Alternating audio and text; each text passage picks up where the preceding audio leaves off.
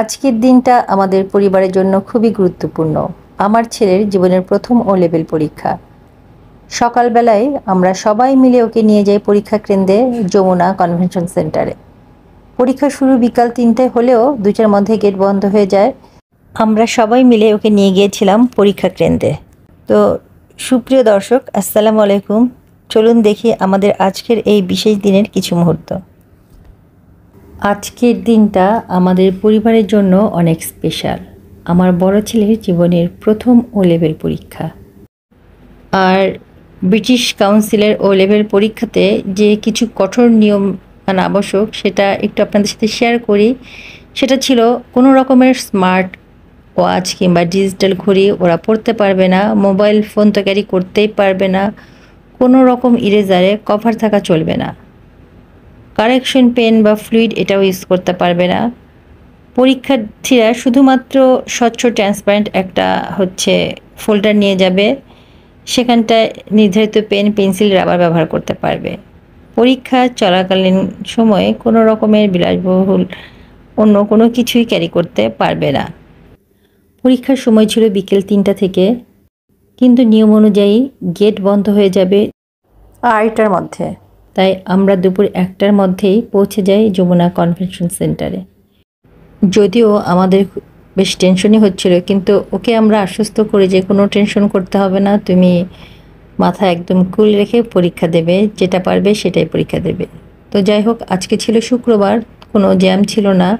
তো আমরা প্রায় ১৫ থেকে ২০ মিনিটের মধ্যে আমরা যমুনা কনভেনশন সেন্টারে চলে এসেছি, মানে যমুনা শপিং মলেই চলে এসেছি। আর আজকে ছিল ফ্রাইডে, সেই জন্য সবাই নামাজ পড়ার জন্য পাশেই মসজিদ ছিল, তো মসজিদে যাচ্ছিল। আর এই নামাজের টাইমটা থাকায় বেশ ফাঁকাই ছিল জায়গাটা। তো রাত আগের দিনকেই দেখে গিয়েছিল যে ওর সিটটা, মানে কনভেনশন হলটা কোথায়। তো নর্থ কোর্টে ছিল আসলে কনভেনশন হলটা। তো আমরা ওইদিকেই যাচ্ছিলাম। তো মুনিম বললো তোমরা যাও, যেহেতু নামাজের টাইম হয়ে গেছে, আমি যাই নামাজটা সেরে আসি। তো আমি রাতুলকে নিয়ে সামনের দিকে আগাতে থাকলাম। আর এখানটায় এসে দেখলাম যে অনেক প্যারেন্টস ইতিমধ্যে চলে এসেছে। আর নিচেই নর্থ কোর্ট। নর্থ কোর্ট বলতে এই জায়গাটাই নর্থ কোর্ট জায়গাটার নাম। আর এর নিচেই গ্রাউন্ড ফ্লোরে কনভেনশন হল আছে, এবং সেখানটায় ব্রিটিশ কাউন্সিল থেকে এই গুলশান বনানী এই জোনটার মধ্যে যারা পরীক্ষা দেবে তাদের সিটটা পসিবলি পড়েছে। অনেক প্যারেন্টস এখানটায় ছিল, ওয়েট করছিল যে কখন গেটটা খুলে দেবে। আর এর মধ্যে টাইমটাও হয়ে গেল, 2টা প্রায় কাছাকাছি বেজে গেছে। আর এর মধ্যে মুনিম নামাজ পড়েও চলে এসেছে।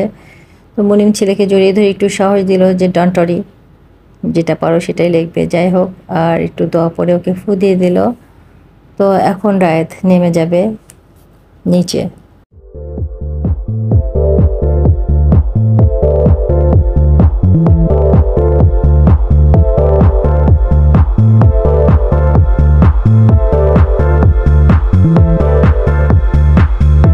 তবে নিচে বললে তো সরাসরি নিচে নেমে যেতে পারবে না, কারণ এইখানটায় বেশ লাইন আছে আর কি। লাইনে দাঁড়িয়ে থেকে নামতে হবে, কারণ অনেক স্টুডেন্ট সামনাসামনি আগে থেকে এসে ওয়েট করছে। তো সব স্টুডেন্টরাই আস্তে আস্তে নিচে নেমে যাচ্ছে। তো রায়দও লাইনে দাঁড়িয়ে আছে, তো আমি একটু ওকে হাই বলে দিলাম। আর নিচেও এইভাবে লাইন ধরে দাঁড়িয়ে আছে কিউ করে। তো এখন ওদের প্রত্যেককেই চেক করা হবে, স্ক্যানিং করা হবে, তারপর ওদেরকে হল রুমে ঢুকতে দেওয়া হবে। তো সব বাচ্চারাই লাইন ধরে দাঁড়িয়ে আছে।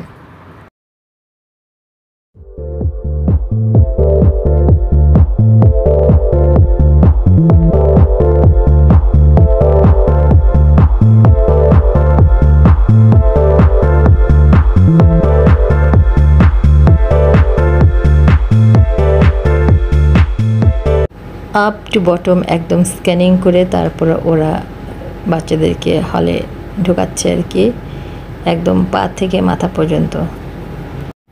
আর এর মধ্যে রায়েদের সিরিয়ালটাও চলে এসেছে। এখন ওরা রায়েদকে চেক করছে, একদম হাত থেকে পা পর্যন্ত করা এরকম করে স্ক্যানিং মেশিন দিয়ে চেক করে নিচ্ছে। তো সুপ্রিয় দর্শক, আপনাদের সাথে শেয়ার করলাম ব্রিটিশ কাউন্সিলের ও লেভেল পরীক্ষাতে বাংলাদেশে কিভাবে হচ্ছে কী সিস্টেমে পরীক্ষাটা দেওয়া হয় সেটাই আপনাদের সাথে শেয়ার করলাম। আশা করি ভিডিওটি আপনাদের ভালো লাগবে, আর ভালো লাগলে অবশ্যই কমেন্ট করে জানাবেন।